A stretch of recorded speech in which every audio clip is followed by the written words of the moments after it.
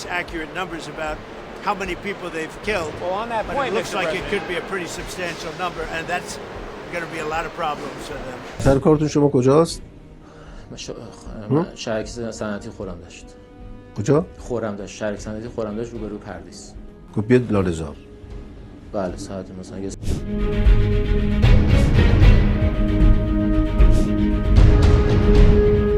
Donald Trump ने ईरानी प्रदर्शनकारियों से कहा है डटे रहो, help is on the way, मदद रास्ते में है। लेकिन यह मदद कैसी होगी? क्या अमेरिका ईरान पर बमबारी करेगा?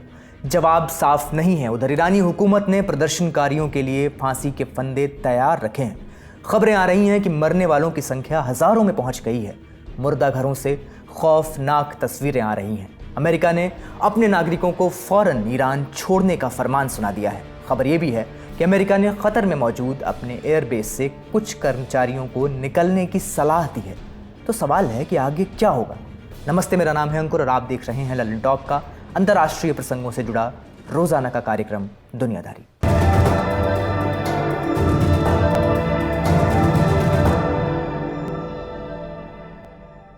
सबसे पहले आप एक वीडियो देखिए। दृश्य आपको विचलित कर सकते हैं।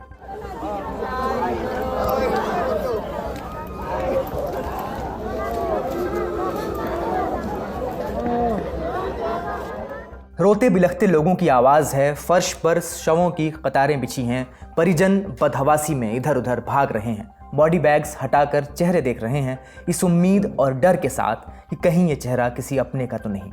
الان یه آمبولانس جدید جلو چشم اومد. الان 200 نفر وایسادن جلوش که ببینن جوونشون بچه‌شون اینجاست یا نه. ये वीडियो 13 जनवरी को सोशल मीडिया पर पोस्ट किया गया था। फ्रांसीसी न्यूज़ एजेंसी AFP ने सैटेलाइट इमेजरी के जरिए इसकी लोकेशन वेरीफाई की है। जगह है राजधानी तेहरान के कहरीजाक में मौजूद एक फॉरेंसिक डायग्नोस्टिक सेंटर, एक मुर्दा घर। ईरान में मरने वालों की सही तादाद क्या है, इसका जवाब किसी के पास नहीं है। सिर्फ कुछ एक अनुमान है। अमेरिका की मानवाधिकार संस्था human rights activist news agency का दावा है कि 2571 लोग मारे गए हैं। इनमें 2400 से ज़्यादा प्रदर्शनकारी हैं, 12 बच्चे भी हैं। यही संस्था पिछले रोज़ तक करीब 650 मौतें रिपोर्ट कर रही थी। फिर अचानक बड़े नंबर्स हमारे सामने आए। अमेरिकी न्यूज़ चैनल CBS न्यूज़ के सूत्रों ने दावा किया कि आंकड़ा 12,000 से 20,000 के बीच हो सकता है। हम इनमें से किसी भी आंकड़े की पुष्टि नहीं कर सकते। आंकड़ों में ऐसा फ़र्क इसलिए है क्योंकि ईरान में इंटरनेट बंद हो चुके हैं, 132 घंटे से ज़्यादा हो चुके हैं। ज़्यादातर इंटरनेशनल न्यूज़ एजेंसीज़ को ईरान के भीतर से रिपोर्टिंग की इजाज़त नहीं है, इसलिए सही जानकारी बाहर नहीं आ पा रही। बाहर आ रही हैं कुछ कहानियाँ। पिछले रोज़ से एक नाम दुनिया भर का मीडिया एक नाम उसका जिक्र कर रहा है, इरफान सुल्तानी। उम्र 26 साल। रिपोर्ट्स के मुताबिक इरफान 8 जनवरी को तेहरान के पास प्रदर्शन में शामिल थे। उसी दौरान गिरफ्तार किए गए और आज यानी 14 जनवरी को उन्हें फांसी दी जा सकती है। गिरफ्तारी के सिर्फ 2 दिन के भीतर अदालत ने उन्हें मौत की सज़ा सुना दी। आरोप लगा मुहारबेह का, यानी खुदा के खिलाफ जंग, एनिमी ऑफ गॉड। न वकील मिला न दलील सुनी गई। इरफान की बहन खुद वकील हैं, लेकिन उन्हें भी भाई का केस लड़ने नहीं दिया गया। परिवार को बताया गया कि फांसी से पहले सिर्फ 10 मिनट की आखिरी मुलाकात होगी। मानवाधिकार संगठनों का कहना है कि इरफान जैसे और लोग भी हो सकते हैं। इंटरनेट की बहाली के बाद ही उनका पता चलेगा। जो आंकड़े अभी सामने आए हैं वे शायद असल मौतों की संख्या से बहुत कम हैं। देश भर से बड़े पैमाने पर हत्याओं की भरोसेमंद खबरें आ रही हैं। कुछ लोगों पर खुदा के दुश्मन होने का आरोप लगाया जा रहा है। प्रदर्शन करने वालों को भी खुदा का दुश्मन कहा जा रहा है। ईरान के कानून में इसका मतलब मौत की सज़ा होता है। 8 जनवरी से वहाँ पूरी तरह इंटरनेट बंद है, जिसकी वजह से हत्याओं और सुरक्षा बलों की ज़्यादतियों की पुष्टि करना बहुत मुश्किल हो गया है। अब तक जो तरीके हमने देखे हैं वे कोई नए नहीं हैं। ये वही पुराना तरीका है जिसे ईरानी सरकार विरोध को दबाने के लिए इस्तेमाल करती रही है। मानवाधिकार संस्था एमनेस्टी इंटरनेशनल के मुताबिक चीन के बाद ईरान दुनिया का दूसरा देश है जहां सबसे ज्यादा फांसी दी जाती है। डेटा आपकी स्क्रीन पर है। इन मौतों को लेकर, गिरफ्तारियों को लेकर और फांसी को लेकर ईरानी हुकूमत का एक अपना पक्ष भी है। वो इन प्रदर्शनों को विदेशी साजिश बता रहे हैं और गिरफ्तार किए गए लोगों को गद्दार। उनका कहना है कि इन लोगों ने इजराइल और अमेरिका के इशारे पर हिंसा भड़काई है, आम लोगों का और सुरक्षा बलों का कत्ल किया है ताकि अमेरिका को ईरान में दखल देने के लिए एक बहाना मिल सके। ईरान की सरकारी टीवी ने कुछ कबूलनामे भी पेश किए हैं, यानी कन्फेशन वीडियोस। अमेरिका की संस्था HRANA का दावा है कि 28 दिसंबर जब प्रदर्शन शुरू हुए थे तब से लेकर अब तक सरकारी टीवी पर कम से कम 97 प्रदर्शनकारियों के कन्फेशन दिखाए जा चुके हैं। इन वीडियोस का पैटर्न एक जैसा है, हथकड़ी पहने लोग जिनके चेहरे ब्लर कर दिए गए हैं, पीछे ड्रामाई म्यूजिक बज रहा है, बीच बीच में प्रदर्शनकारियों को पुलिस पर हमला करते या आग लगाते दिखाया जा रहा है। कुछ वीडियोस में हथियार दिखाए जाते हैं, दावा किया जाता है कि इनका इस्तेमाल हिंसा के लिए हुआ। लोग कैमरे पर आकर पछतावा जाहिर कर रहे हैं। मानवाधिकार कार्यकर्ता कह रहे हैं कि ये सब कुछ ज़बरदस्ती कराया जा रहा है। जस्टिस फॉर ईरान के मुताबिक 2010 से 2020 के बीच ऐसे करीब 350 वीडियोस दिखाए गए थे। ईरान के जुडिशरी चीफ का कहना है कि इन गद्दारों को जल्द से जल्द सज़ा मिलनी चाहिए।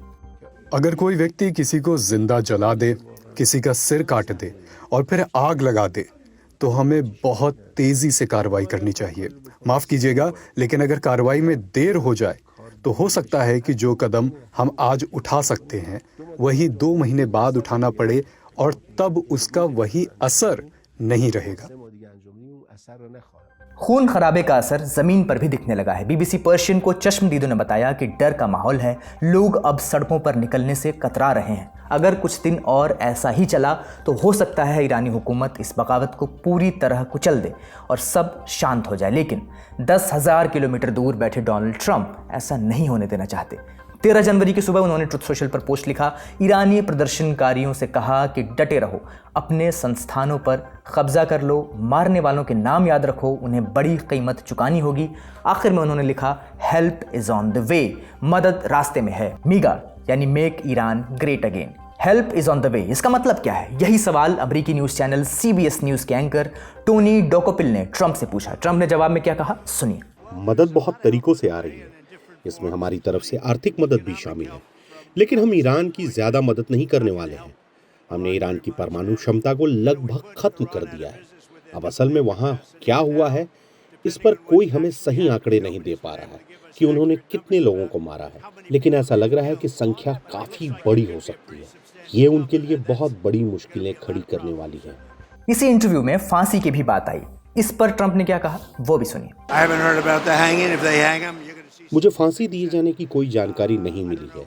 अगर वे लोगों को फांसी देते हैं तो आप कुछ ऐसा देखेंगे कि मुझे नहीं पता आप कहां से हैं, आपकी सोच क्या है, लेकिन हो सकता है आप बहुत खुश भी हो जाएं। यानी ट्रंप बार बार कह रहे हैं कि वो सख्त कदम उठाएंगे। सिर्फ बयान ही नहीं है, खबर है कि ट्रंप ने अपने सीनियर टीम उसके साथ एक हाई लेवल मीटिंग की है जिसकी अगुवाई उपराष्ट्रपति JD वैंस कर रहे हैं। ट्रंप को ब्रीफिंग दी गई थी कि ईरान में क्या चल रहा है और अमेरिका के पास जवाब देने के लिए कौन कौन से रास्ते हैं। उधर अमेरिका ने एक अर्जेंट सिक्योरिटी अलर्ट जारी किया है। कहा है कि अगर आप अमेरिकी नागरिक हैं और ईरान में हैं तो फौरन निकल जाइए। अगर हवाई जहाज़ नहीं मिल रहे तो ज़मीन के रास्ते तुर्की या आर्मेनिया निकल जाइए।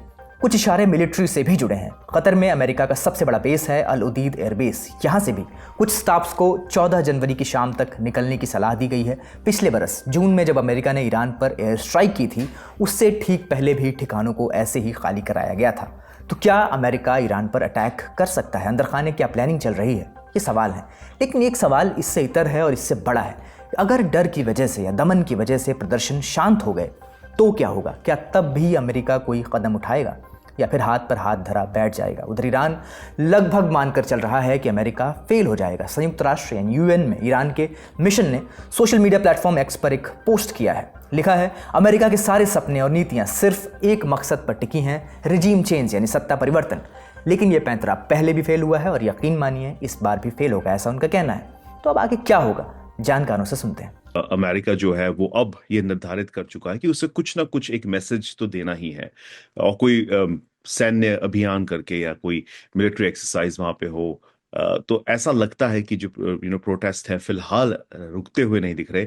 हालांकि एक दिन पहले प्रेसिडेंट ट्रंप ने बात जरूर कही थी कि वो ईरान के साथ बात करना चाहते हैं, उनके डेलीगेशन से बैक चैनल टॉक्स चल रही है।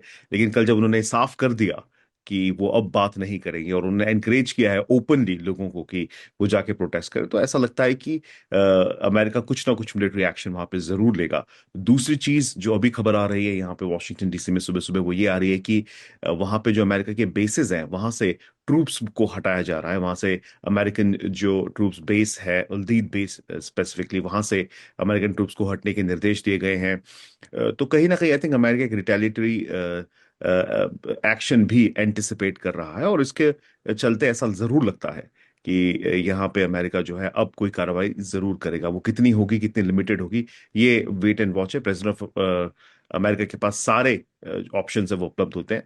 तो अगर प्रोटेस्ट थम भी जाते हैं या थमने का नाम लेने की कोशिश भी करते हैं, मुझे नहीं लगता कि यहाँ पे अब अमेरिका, आई थिंक थोड़ा मॉडरेशन हो सकता है, कम या ज्यादा, लेकिन अमेरिका जरूर, अब जब प्रेसिडेंट ट्रम्प खुद कह चुके हैं, 3-4 बार कह चुके हैं कि हेल्प इज ऑन इट्स वे, तो वो जरूर कुछ ना कुछ वहां पे करेंगे। अब बात करते हैं इन प्रदर्शनों का अंजाम क्या होगा। पिछले 2 हफ्तों से लगातार पश्चिमी दुनिया एक ही रट लगाए हुए है, regime change, regime change, regime change.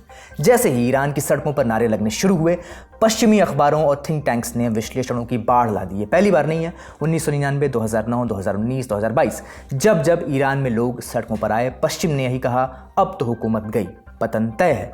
लेकिन इस बार इन दावों में कुछ ज्यादा ही दमखम दिख रहा है। एक मिसाल देखिए, अमेरिकी मैगजीन द अटलांटिक में एक लेख छपा है, करीम सजादपुर और जैक ए गोल्डस्टोन ने लिखा है। हेडलाइन सवाल पूछती है, is the Iranian regime about to collapse, यानी क्या ईरानी हुकूमत गिरने वाली है। लेखक ने क्रांति की सफलता के लिए, वो इसे क्रांति कह रहे हैं, और उनका कहना है कि इसकी सफलता के लिए 5 शर्तें, 5 कंडीशंस हैं। उनका दावा है कि 1979 के बाद पहली बार ईरान इन 5 शर्तों पर खरा उतर रहा है। पहली शर्त है देश का खजाना खाली होना। ईरान की मुद्रा रसातल में है, $1 की कीमत 14 लाख से ज्यादा हो चुकी है। 1979 में यह महज 70 रियाल थी, यानी 99% की गिरावट। महंगाई दर 50% से ऊपर है, खाने पीने की चीजों पर तो 70% तक है। ये तंगी सिर्फ गरीब नहीं, अमीरों और बाजार के व्यापारियों की कमर भी तोड़ रही है। दूसरी शर्त है हुकूमत के अपने लोगों का मोहभंग। लेखक का कहना है कि 1979 में एक बड़ा वैचारिक गठबंधन था, वो अब सिमटकर वन मैन पार्टी रह गया है। Supreme leader Ayatollah Ali Khamenei, उनकी पार्टी, पूर्व प्रधानमंत्रियों से लेकर पूर्व राष्ट्रपतियों तक सबको या तो नजरबंद कर दिया गया है या हाशिए पर ढकेल दिया गया है। सिस्टम में अब सिर्फ चापलूस बचे हैं, अफसरशाही अब सिस्टम से नाराज है। तीसरी शर्त है जनता का एकजुट होना। ईरान में अब हर तबका नाराज है, मजदूर, महिलाएं, छात्र और जातीय अल्पसंख्यक, एथनिक माइनॉरिटीज। सबकी वजहें अलग हो सकती हैं, लेकिन गुस्सा एक जैसा है, एक सरकार के खिलाफ है। लोग देख रहे हैं कि सरकारी कर्मचारियों के बच्चों की जिंदगी कनाडा और यूरोप में कट रही है, जबकि उनके बच्चे बेरोजगार हैं। ये पाखंड लोगों को एक कर रहा है, ऐसा लेखक का कहना है। चौथी शर्त, एक ऐसा नैरेटिव जो सबको जोड़े। लेखक का कहना है कि ईरान में अब इस्लामिक क्रांति का नशा उतर चुका है। अमेरिका मुर्दाबाद के नारों की जगह अब ईरान जिंदाबाद के नारे लग रहे हैं। लोग कह रहे हैं, न गजा न लेबनान, मेरी जान सिर्फ ईरान के लिए। लोग अब जिंदगी नॉर्मल चाहते हैं, ऐसा नारा लगा रहे हैं, यानी एक आम जिंदगी जहां सरकार ये न बताए कि क्या पहनना है और क्या सोचना है। पांचवी और सबसे अहम शर्त है बाहरी दुनिया का रुख। ईरान अकेला पड़ गया है, उसके जो दोस्त थे हमास, हिजबुल्लाह, हूती, वो कमज़ोर पड़ चुके हैं। सीरिया और वेनेजुएला भी अब कमज़ोर पड़ गए। चीन सिर्फ फ़ायदे के लिए तेल खरीद रहा है। ट्रंप तो खिलाफ थे और हैं ही। तो इन तर्कों का लब्बो लुबाब लेखकों ने ये निकाला है कि ईरान की हुकूमत भले ही चल फिर रही है, लेकिन अंदर से खोखली हो चुकी है, मर चुकी है। लेकिन क्या तस्वीर वाकई इतनी साफ है? क्या इन 5 शर्तों के पूरा होने का मतलब यह है कि कल सुबह तेहरान में नई सरकार होगी? यहीं पर एक पेंच है, एक ऐसा पहलू जो बताता है कि क्यों इस बार भी शायद पश्चिम की यह भविष्यवाणी गलत साबित हो जाए। और वो पहलू है ईरानी हुकूमत का सिक्योरिटी स्ट्रक्चर। साल 1979 ईरान में मोहम्मद रेज़ा शाह की सरकार गिरा दी गई। आयतुल्लाह रूहुल्लाह खुमैनी के नेतृत्व में इस्लामिक रिपब्लिक की नींव पड़ी। शाह अपनी सुरक्षा के लिए रेगुलर आर्मी पर निर्भर थे, लेकिन नए निज़ाम को उस पुरानी फौज पर भरोसा नहीं था। वो एक ऐसी सेना चाहते थे जो मुल्क से ज़्यादा मजहब और क्रांति की वफादार हो, जो इस्लामिक क्रांति के विचार की रक्षा करे। इसके लिए खुमैनी ने एक नई फौज बनाई, नाम दिया इस्लामिक रिवोल्यूशनरी गार्ड्स कोर यानी IRGC। ईरान के संविधान में तय हुआ कि रेगुलर आर्मी सरहद संभालेगी और IRGC घर के अंदर के दुश्मनों को देखेगी। वक्त के साथ ये IRGC एक विशाल काय वट वृक्ष बन गई। आज उसके पास अपनी थल सेना है, वायुसेना है और नौसेना भी, लेकिन इनकी असली ताकत बंदूकों से नहीं है, हथियारों से नहीं है, असली ताकत है पैसा और रसूख से। ईरान की अर्थव्यवस्था के बड़े हिस्से पर IRGC का कब्जा है, कंट्रोल है। IRGC की एक शाखा है बासीज मिलिशिया। ये वॉलंटियर्स की फौज है, मिलिशिया है। दावा किया जाता है कि इनके पास लाखों मेंबर्स हैं। जब भी सड़कों पर विरोध होता है, सबसे पहले ये बासीज मिलिशिया वाले ही निकलते हैं, मोटरसाइकिलों पर सवार। आपने कई वीडियोस उनके मौजूदा प्रोटेस्ट में भी देखे होंगे। ये लोग निज़ाम के लिए ढाल का काम करते हैं। अब सवाल है कि क्या ये ढाल टूट सकती है? BBC के इंटरनेशनल एडिटर जेरेमी ओवेन ने इसका बहुत सटीक विश्लेषण किया है। जेरेमी ओवेन अर्नेस्ट हेमिंग्वे की एक बात याद दिलाते हैं। हेमिंग्वे से किसी ने पूछा कि दिवालिया कैसे होते हैं? जवाब मिला था, पहले धीरे धीरे और फिर अचानक। ओवेन कहते हैं कि तानाशाही हुकूमतें भी ऐसी ही मरती हैं, पहले धीरे धीरे फिर अचानक। ईरान के प्रदर्शनकारी उम्मीद कर रहे हैं कि उनकी सरकार उस अचानक वाले मोड़ पर आ गई है, लेकिन ओवेन कहते हैं कि ऐसा नहीं है। ईरान की हुकूमत अभी धीरे धीरे वाले दौर में ही है। वो क्यों नहीं गिर रही, इसकी दो बड़ी वजहें उन्होंने बताई हैं। पहली वजह है वफादारी। ईरान में सुरक्षा बल सरकार का पूरा साथ दे रहे हैं, क्योंकि उन्हें पता है कि अगर ये निज़ाम गया तो उनका पैसा और पावर भी जाएगा। दूसरी वजह है लीडरशिप की कमी। प्रदर्शनकारियों के पास कोई एक चेहरा नहीं है। पूर्व शाह के बेटे रजा पहलवी कोशिश ज़रूर कर रहे हैं, लेकिन उनका असर सीमित है। उनके परिवार का इतिहास और इजराइल से उनकी नज़दीकी कई ईरानियों को रास नहीं आती। ओवेन का निष्कर्ष यह है कि ईरान की हुकूमत ताकत के दम पर जिंदा है। आगे क्या होगा ये सेना के रुख पर निर्भर है। ईरान से जुड़ी अपडेट्स पर हमारी नज़र बनी हुई है। फिलहाल रुख करते हैं सुर्खियों का। थाईलैंड में 14 जनवरी को तेज रफ्तार से चल रही एक पैसेंजर ट्रेन पर 65 फीट ऊंचाई से एक क्रेन गिर गई। हादसे में कम से कम 25 लोगों की मौत हो गई, जबकि 63 लोग घायल हैं। हादसा उत्तर पूर्वी थाईलैंड में हुआ। यह ट्रेन बैंकॉक से उबोन राजधानी जा रही थी। ट्रेन में करीब 200 यात्री थे। यह करीब 120 किलोमीटर प्रति घंटे की रफ्तार से चल रही थी। हादसे में दूसरे और तीसरे डिब्बे को सबसे ज्यादा नुकसान पहुंचा। क्रेन से निकला मेटल का टुकड़ा ट्रेन के बीचों बीच जा टकराया, जिससे एक डिब्बा 2 हिस्सों में कट गया। दूसरे डिब्बे में आग भी लग गई, जिससे लोगों को बाहर निकालना मुश्किल हो गया। पुलिस का कहना है कि मलबे में अभी और लोग फंसे हो सकते हैं। जो क्रेन गिरी वो नई रेल लाइन बनाने के काम में लगी थी। ये रेल प्रोजेक्ट थाईलैंड और चीन मिलकर बना रहे हैं, जो चीन की बेल्ट एंड रोड योजना का हिस्सा है।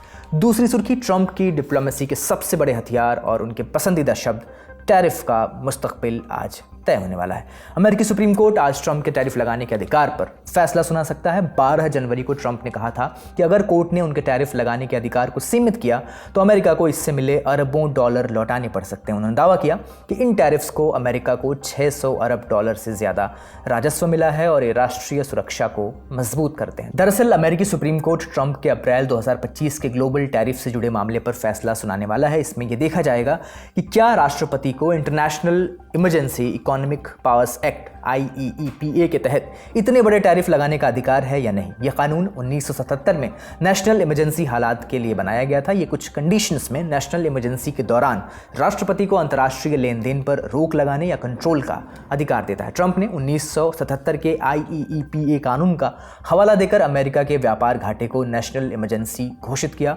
और ज्यादातर देशों पर टैरिफ लगाया था। पिछले साल नवंबर में सुप्रीम कोर्ट ने ट्रंप सरकार के टैरिफ लगाने के कानूनी आधार पर सवाल उठाए थे।